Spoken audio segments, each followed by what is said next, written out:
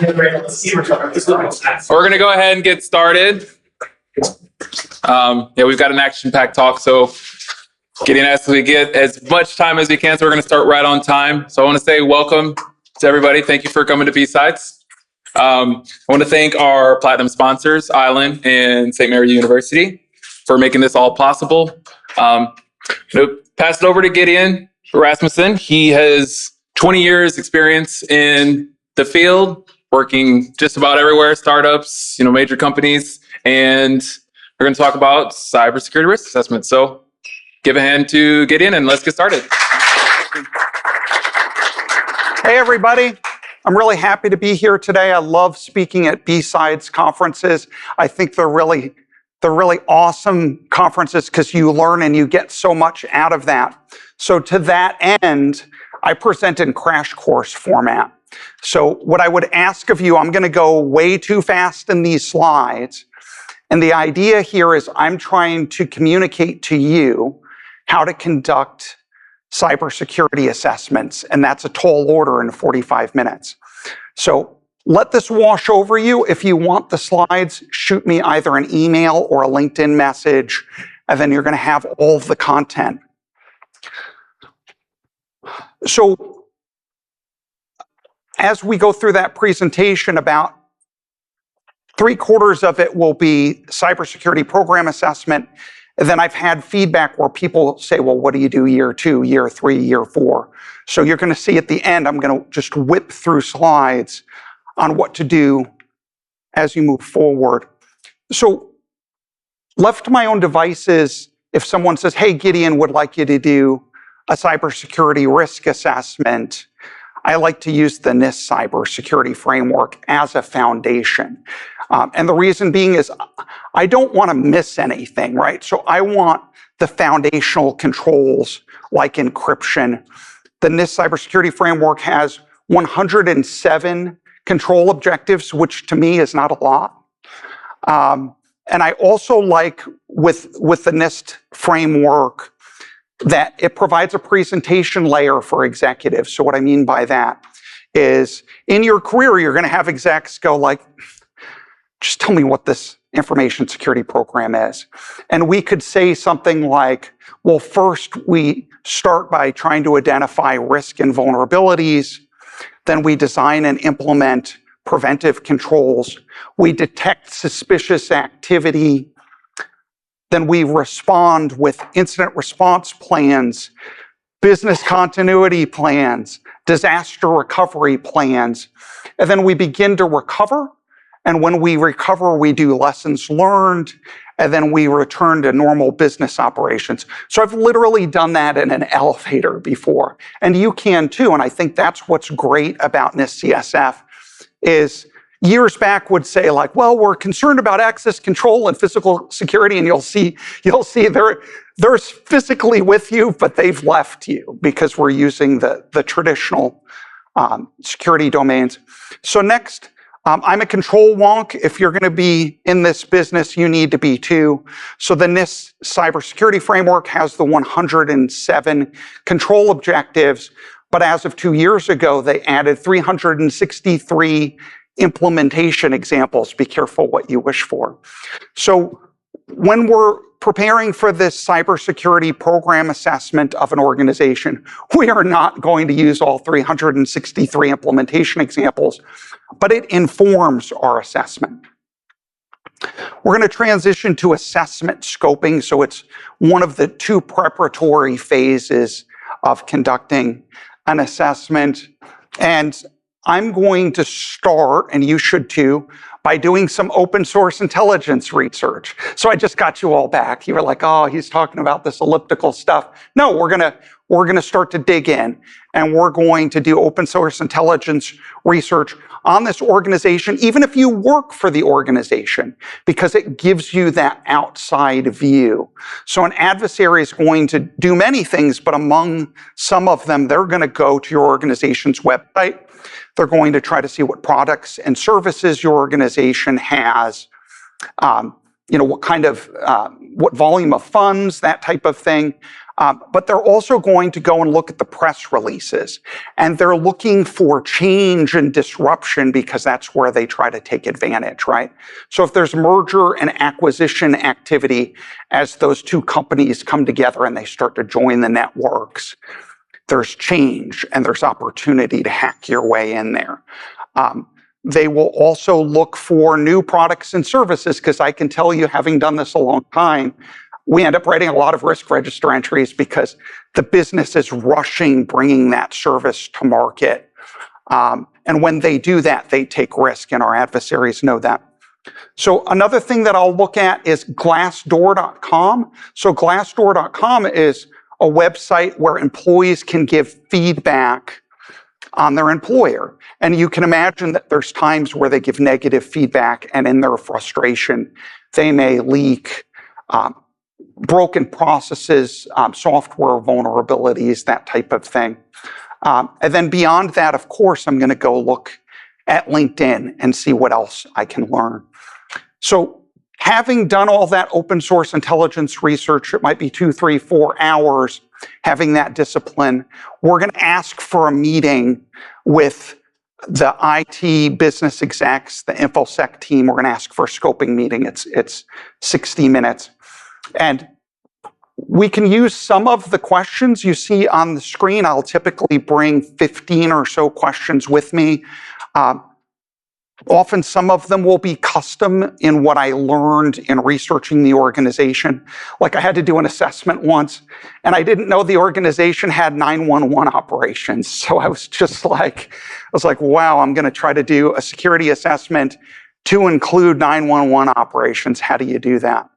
So lots of questions like you see on the screen, and coming from a PCI background, a payment card security background, I want to know where all the sensitive information is stored, processed, and transmitted. If I had a nickel for every time I'd said that, I wouldn't be here right now. So stored, processed, or transmitted. I want to know what types of information the company has, and sometimes that you might have to tease that out of the IT and business executives. So things like I mentioned payment card numbers, intellectual property, PII, healthcare data, and there's a difference, right? Every company has some sort of healthcare data on their employees, but it's trying to understand where are the big volumes of data? Like, does this company somehow deal with customers' healthcare information, and then that volume will go way up. Then intellectual property, so pipeline drug formulas, computer chip designs. We kind of start to know then, how are we going to craft our assessment? Where are we going to look? And then finally, I've got my favorite question there. I leave about 10 minutes at the end and I go, what are some nightmare scenarios for your organization? And what I'll do is I'll leave a pregnant pause. So if you're not familiar with that, it's just silence. And it's silence for 10 seconds. And I will tell you every time I do it, I feel uncomfortable. You'd feel uncomfortable because you're leading a call. Oftentimes it's remote. And there's just this agonizing silence. So as much as you're feeling that, those IT and business leaders and the InfoSec team feels uncomfortable. And eventually somebody breaks and they talk. And they give 1 or 2 or 3 bits of information that we never would have known to ask for, never would have known to write testing procedures for. But I won't let it go at that. I'll go, hey, I know there are things that keep you up at night. I know that many of you have been here 5, 10, 15 years, and you know the operations, and there are things that you're concerned about. Let me know if you specifically know if there's a risk exposure or a vulnerability. But even if you suspect something, and leaders don't like to say, I suspect something without data, but what I say to them is, as the assessor, I can go look and I can go verify whether that's an issue or not. And I'm like, the return to you leaders is I'm going to write an assessment report. It's a non-repudiation device. And then that typically will influence risk mitigation. And typically people will speak up more, which is cool. Threat actors, look to the right there. These guys need to pay more attention. So threat actors is a big part of the focus of my cybersecurity career, as it should be for you. So given what type of business the organization is in, it will bring forward certain types of threat actors. And as we move forward in preparing, we realize they have certain motivations, certain tactics, techniques, and procedures. And that's where this isn't just a CSF assessment. We're going to start to follow the risk. So we'll go over 4 categories of threat actors. So we'll start with hostile nation states, and some of them, China, will go after intellectual property of US companies. And so they'll chase after pipeline drug formulas, computer chip designs, military designs. And I'm not telling you anything you don't know. They bring it to market. They actually give that intellectual property to their civilian organizations who bring it to market at no cost of research and development. And you can imagine the damage that does to the US company that lost that intellectual property. So if you're in that business, we need to watch for that. We need to have the right types of controls in place. And then we also focus on criminal enterprises. So they run their organization just like a business, right? So all they want to do is generate revenue and make money, and they give bonuses to their employees. They outsource to consultants just like a business, and they're interested in financial accounts, so they'll commit fraud. Also, payment card data. So I know I keep harping on this, but I was in that business for 4 or 5 years, and it's not on the tip of everybody's lips, but that's a big target if your organization stores, processes, or transmits credit or debit cards. PII has value, and they'll go after that.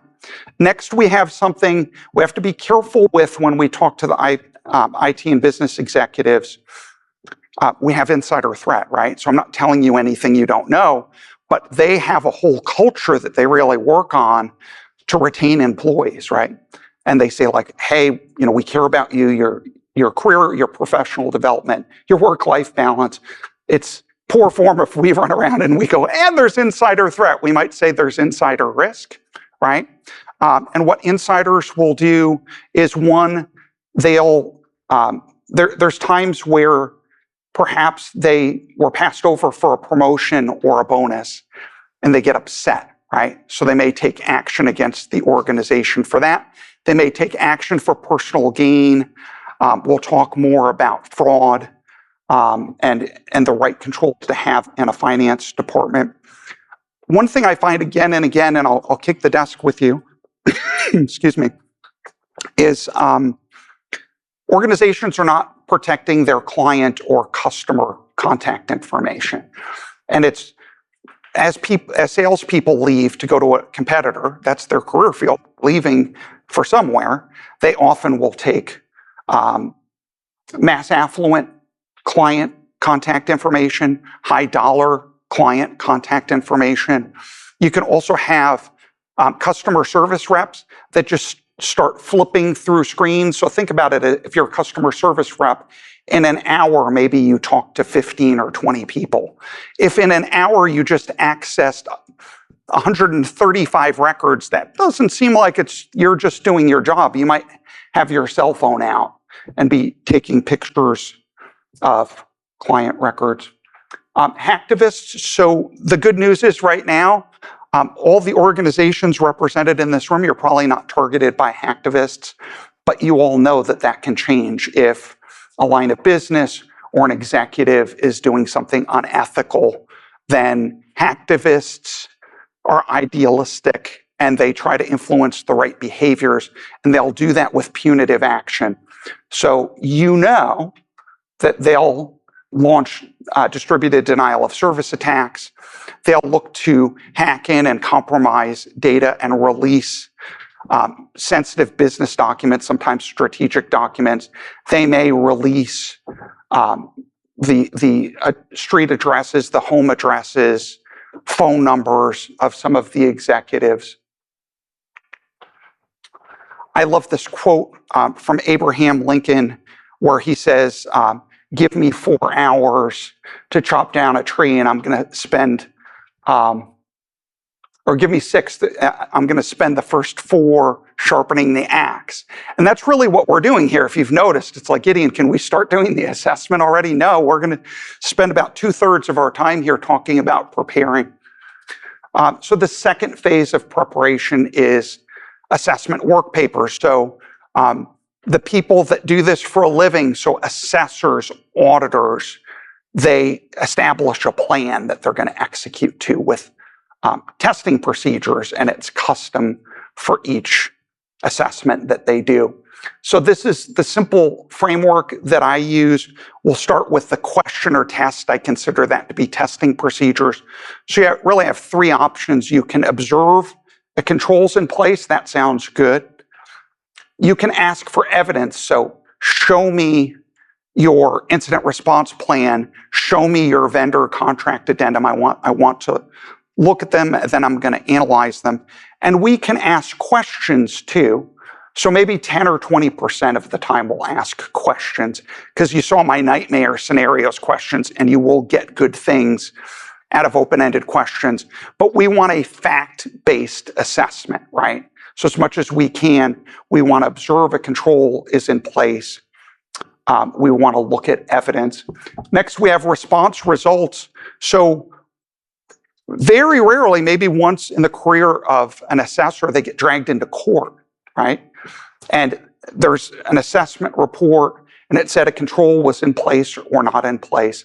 How do you know that that control was in place or not in place? Well, I've got my work papers, and I took contemporaneous notes.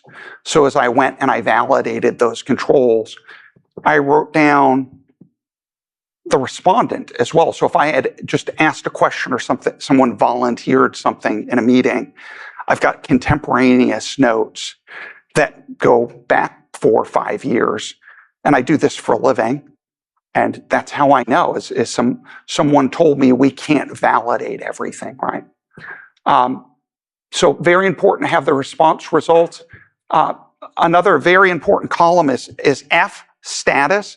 So I'm not making this up. Last year I did an assessment, and it was 557 testing procedures. So you can bet I was really happy after 2 weeks of assessment activity when I sorted this and I said, show me just the controls that are not in place. And then from that, I know, okay, I'm going to either write findings. So I'm going to write a finding if whatever this is violates the NIST cybersecurity framework or a policy or standard of the organization. And I'm going to write a recommendation. Sometimes you're just like, it's just good common sense that you notice something and you're like, I can't tie it down to some specific control, but I'm just going to give you some good advice here. So that's a recommendation. Work paper. So for those of you that have been waiting with bated breath, you're like, oh my God, I want to see what one of those NIST controls is written out. There it is. I know you've been waiting. So GVSCO5, the purpose of this slide is we're not just going to have necessarily one testing procedure for one control objective. I'm going to start out by saying like, hey, do y'all have a vendor contract addendum with security requirements in it? And they go, yes. And I go, cool. Can I have a copy? So I've done a couple of things there. It's subtle. But one, I asked a question and they gave an answer. And now I want evidence. So if they've come into that room with me and they think that they're going to fib or lie, they might think better of it. But also when I get that vendor contract addendum, I have a list. I always say have an opinion. I have a list of clauses that I want to see in a vendor contract addendum, the security requirements. So I'm going to go off and take a couple of hours and I'm going to go through the vendor contract addendum that they gave me. And I will probably, unless they don't have one or unless it's just terrible, probably won't write a finding. I'll write a recommendation and say, I think you're missing the following 5 or 6 things. And then also, what is the process if a vendor wants to red line or cross out our contract language. I'm looking for, they're going to have a cybersecurity professional supporting, whether it's the legal department or the third-party risk management team.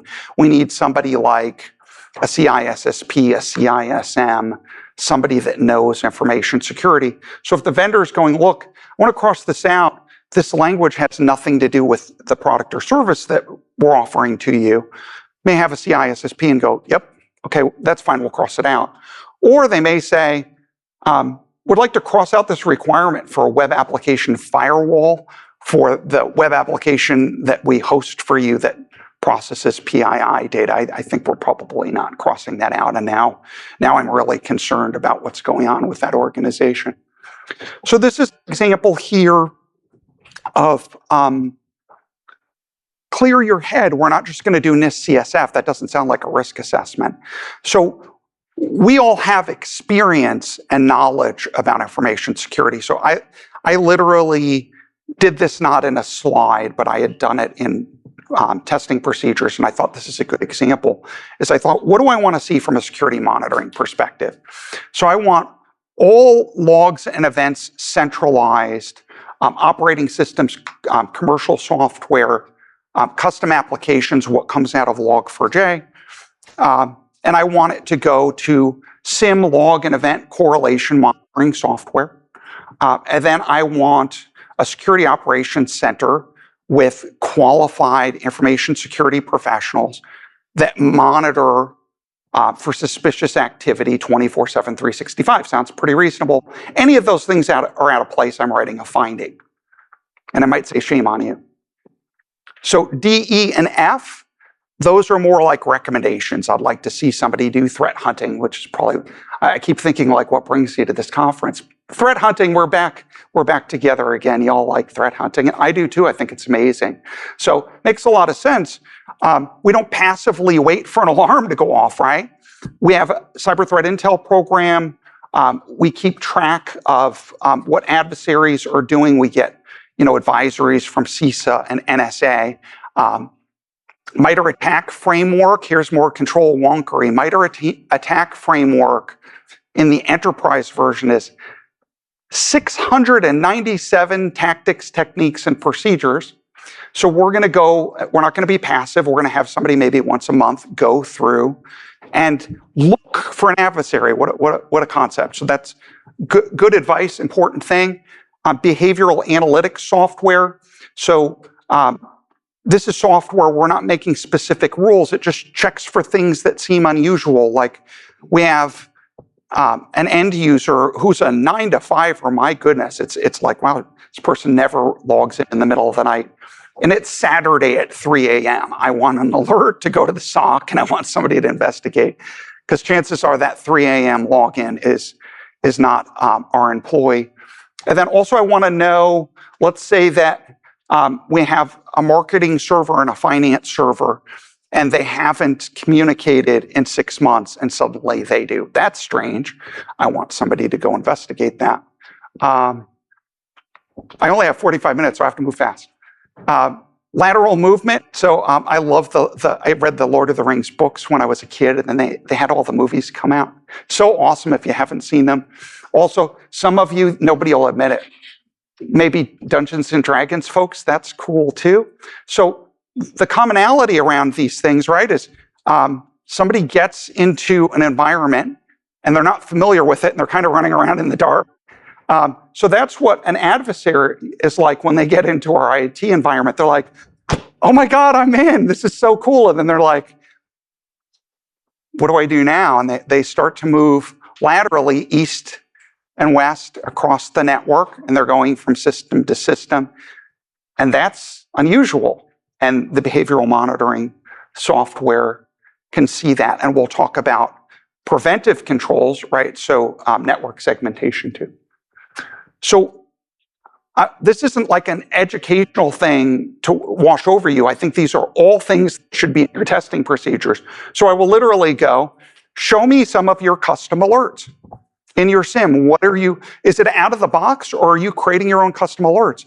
So one of them, and I know many of you know about living off the land, right? Adversaries don't like to bring in their own custom hacking tools, malware. They don't like to do it because within the security industry, the tooling's gotten pretty good at detecting that, right? So the endpoint protection used to be called antivirus. So they like to live off the land and use the tools that are there. Commercial software does not set off endpoint protection. So as an example, you all know that remote management software, the way it's used is like the service desk can then reach out to somebody that's working from home, log into their company-owned laptop, help them remote management software. So let's say in our organization, we do not use AnyDesk remote management software. We do not use Screen Connect. We do not use LogMeIn or TeamViewer. I want to monitor for this commercial software we don't use. Because, and I learned this from Cyber Threat Intel, by the way, I'm not just making this up. Adversaries love to bring in commercial software and they try to fly under the radar. So I want alerts going off if they're using that. Monitor for suspicious commands. And this is something, it's funny, I've got one organization where we're just constantly working on Cyber Threat Intel and getting our alerting better and better. And quite often, like maybe once a month, we're adding a new suspicious command that we learned about.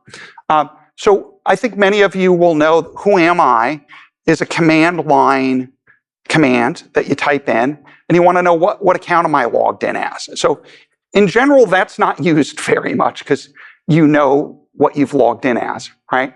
But there are times where an adversary gets in, and again, they're like, woohoo! They do their happy dance, and they go, I'm in. And they're like, what account am I logged in as? So remember I said earlier, I want all the logging centralized to the SIM, and I want the SOC to respond. So I also want an alert.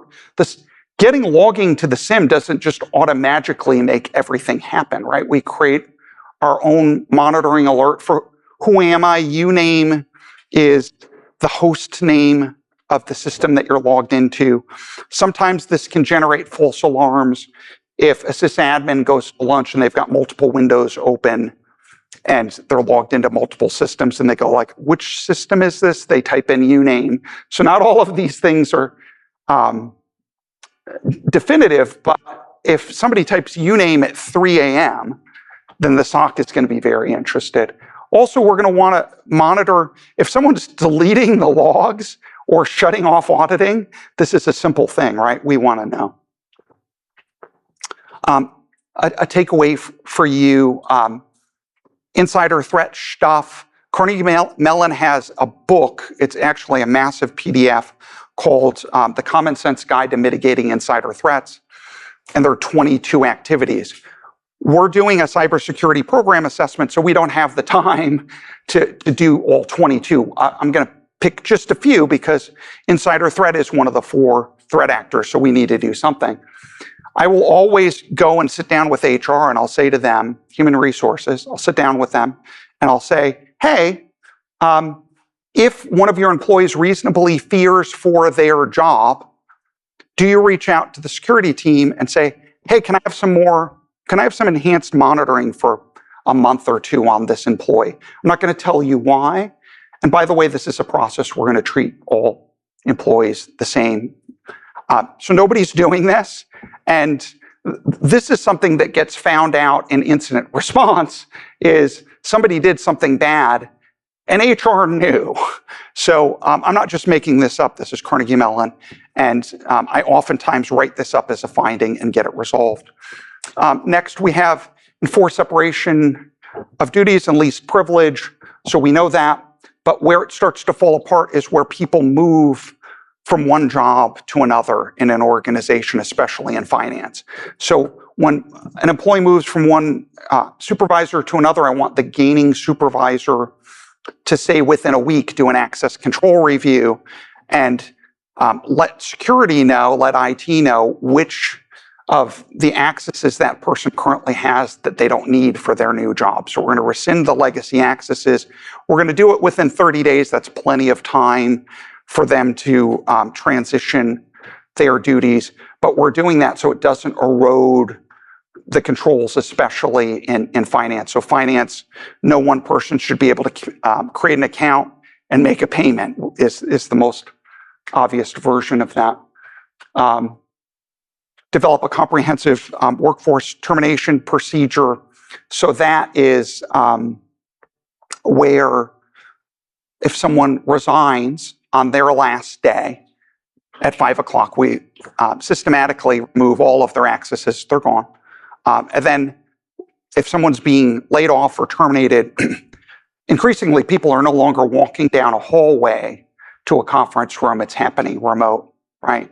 But as that meeting is about to occur, we have security involved and they rescind the accesses.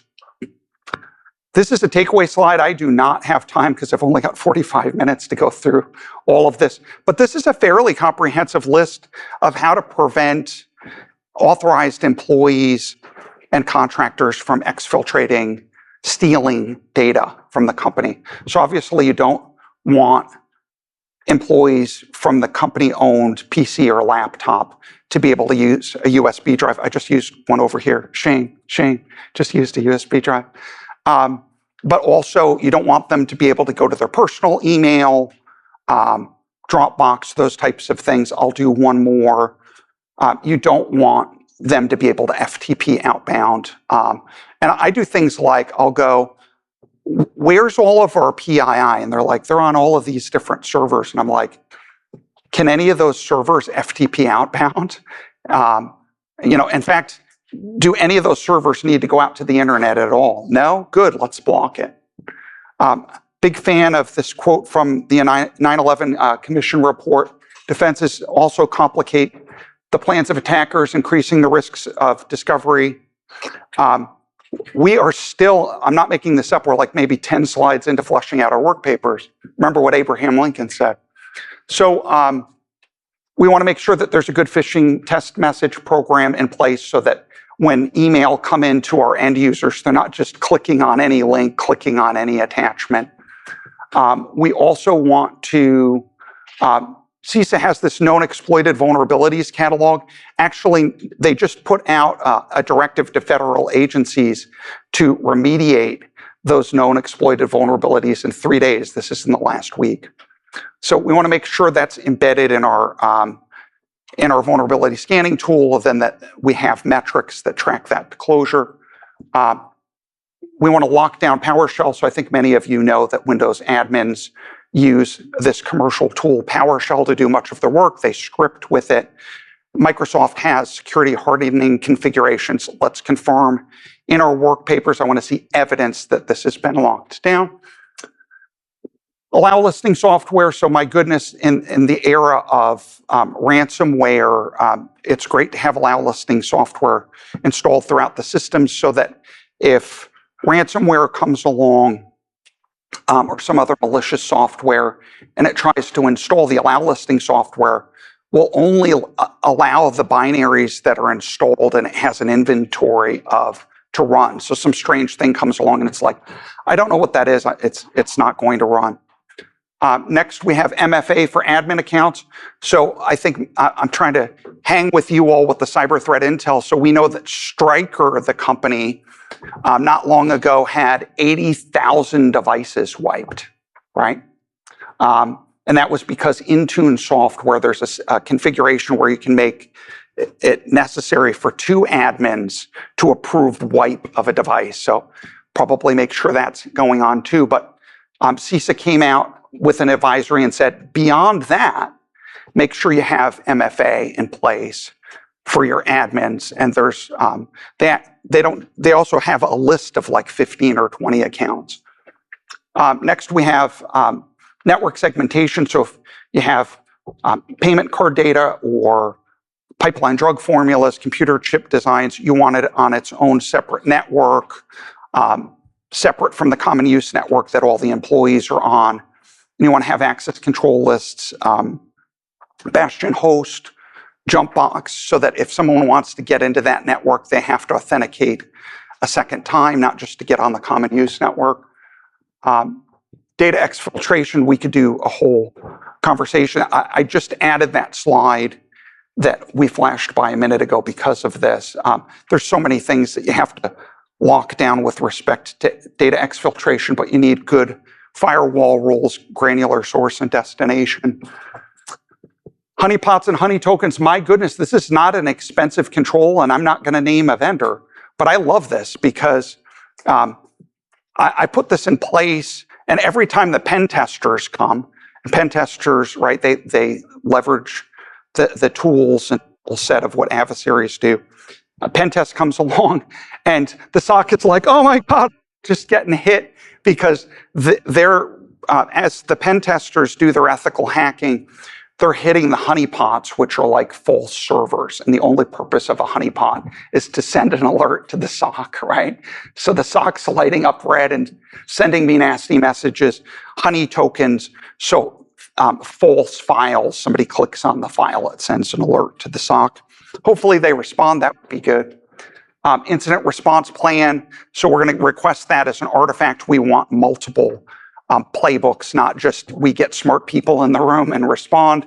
Tabletop exercises at least annually. Let's have IT, security, the C-level execs. If they're not there, that's a fail.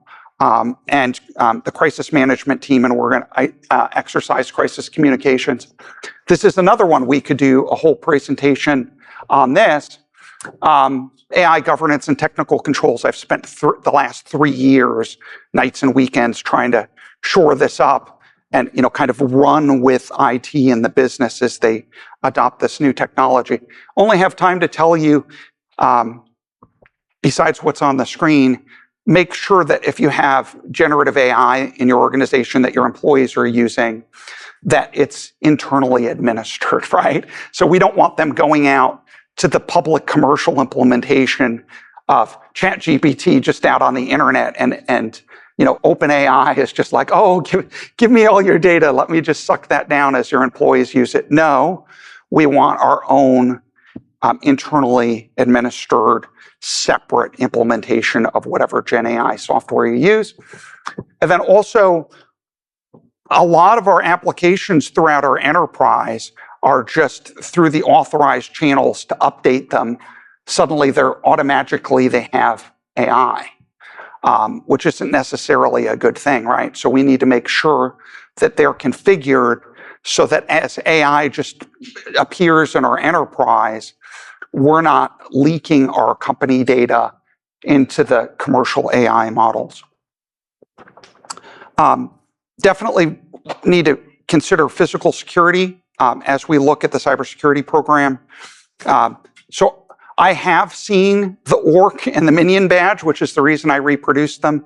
The orc badge had all access not only to one building, but to multiple buildings in a campus, and this was in Texas.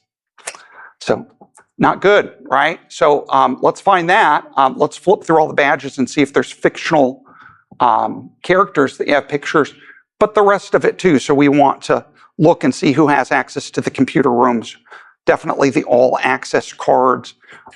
Role-based access, we don't want just accesses given out willy-nilly. It's hard to manage.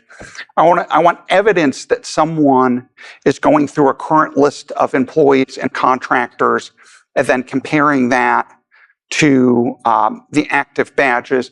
And I also want to know who has access to issue badges. I have a whole backpack full of burglary tools. I know we have the lock-picking village here. I love that. I tell people to go to BSides conferences in part for that reason. It's so cool to understand how to protect an organization. So the CRAT tool, you all have seen security doors where there's a doorknob and then there's this garish galvanized steel metal plate, right? And that's there so somebody doesn't use a credit card or a screwdriver to push the latch back and open the door. Well, the cool thing about the CRAT tool, it's like a jackknife. You open it up and it's just long enough to get halfway past the size of that metal plate, and you can just push the latch back and get in. The second tool there is a hinge pin removal tool, $10 off of Amazon. So if you have a security door, say you're walking down a hallway and they're like, this is our computer room, and the hinges are facing out, pop pop, pull the door out, you're in, and people will say, well, there's cameras inside and there's alarms. Yep, there are. How long does it take for somebody to respond? So you know the concept of smash and grab. So need that layered defense in depth.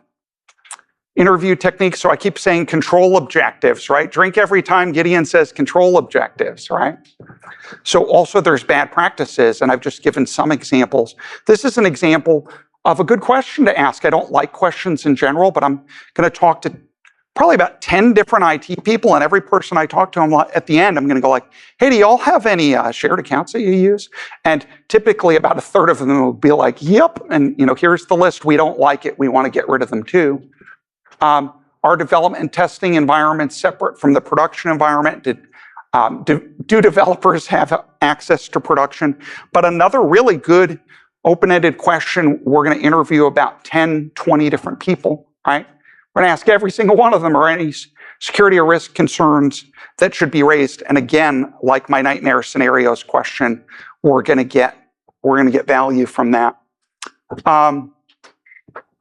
So some controls like encryption, hardening, security configurations aren't just one system, right? They go pervasively across systems and roles. So be mindful of that. That's how, so you all were thinking like, how do you get to 557 testing procedures? This is how I got there.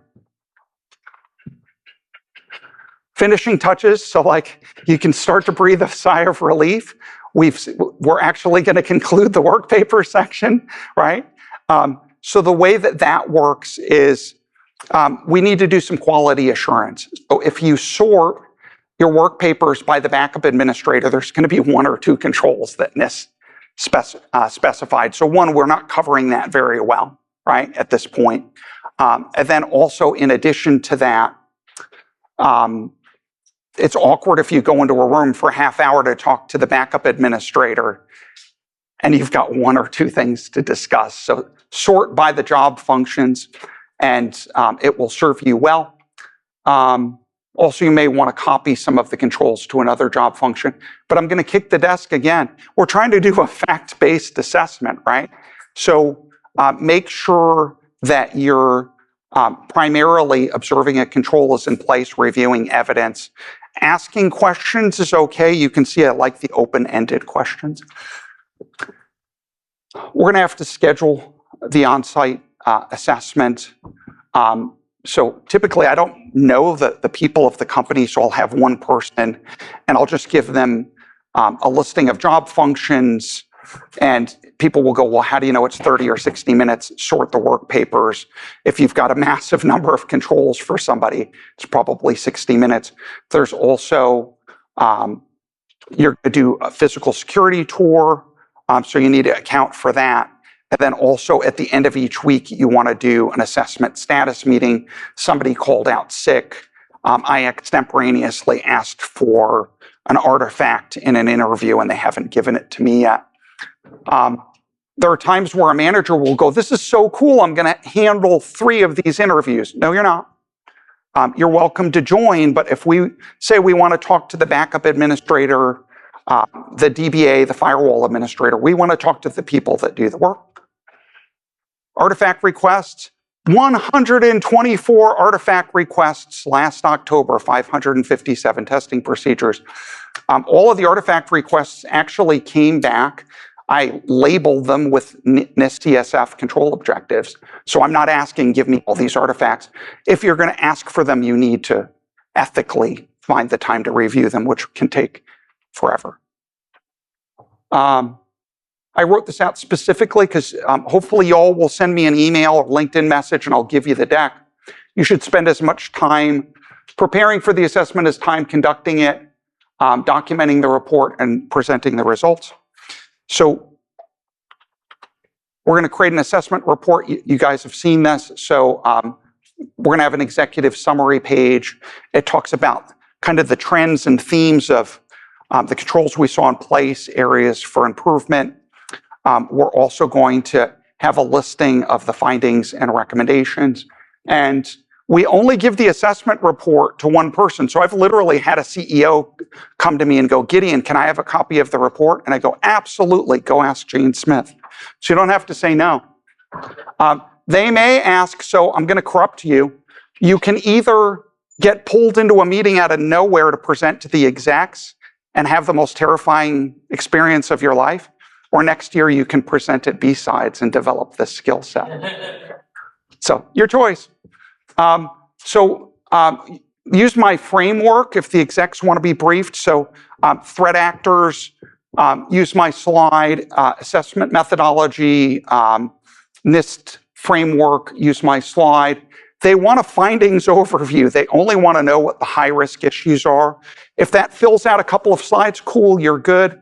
If it's like 2 things, then give them the highest risk moderates as well. Conclude with SWOT analysis. If you're not familiar with that, strengths, weaknesses, opportunities, and threats. We're like way down in the weeds, and we've got business execs bring it back up to them and conclude with that summary. They're going to want to talk to people about remediation, and that's not us as assessors. So I always say to IT and security, put a couple slides in here, and about 20 time they don't, and I just kind of chuckle internally as they have to tap dance and do it off the top of their head, and it doesn't go well. Future assessments, this is going to be fast. He who tries to defend everything defends nothing. So I'm going to ask you to accept some risk because Einstein says insanity is doing the same thing over and over again and expecting different results. We're not year 2 going to do another cybersecurity program assessment. There's risk opportunity in looking at lines of business and business units. They typically have some degree of access control over SharePoint or vendor applications where they're working directly with the vendor. How is that being handled? You can ask them, hey, can you tell me what your critical processes are? And they're like, sure. And they're like, they ramble off 5 things. Awesome. Can I have 5 process diagrams? What? So I want 5 process diagrams. And if I don't get them, then that's a pretty significant finding. And the reason being is I want to be able to look at them and I want to see, are the right insider risk management controls in place? Fraud prevention controls. Do they have their own call center? How are they authenticating callers in this era of deepfakes? Application governance. Ask the line of business for their list of applications. Ask IT and security for their list of applications, and they don't match because the business is hiding apps from them. Future assessments, I'm just going to flash this on the screen. You can have the deck, but years 3, 4, 5, etc. I wrote a book in November. It's on Amazon, and you can use it to drive your career forward. So this session that we covered so much material is just one chapter, especially for individual contributors. If you want to get promoted, prove yourself ready now for promotion. So I spent countless hours on this, and I make not enough for a Starbucks coffee. So I'm not trying to sell you a book. I'm trying to drive your careers forward. With that, I'm Gideon Rasmussen. If you want to take a picture and send me an email, or you want to connect on LinkedIn. But thank you so much. I don't think there's time for questions, so I'm happy to take them outside. Yeah. All right, well, thanks, Gideon. Thank you. Thank you.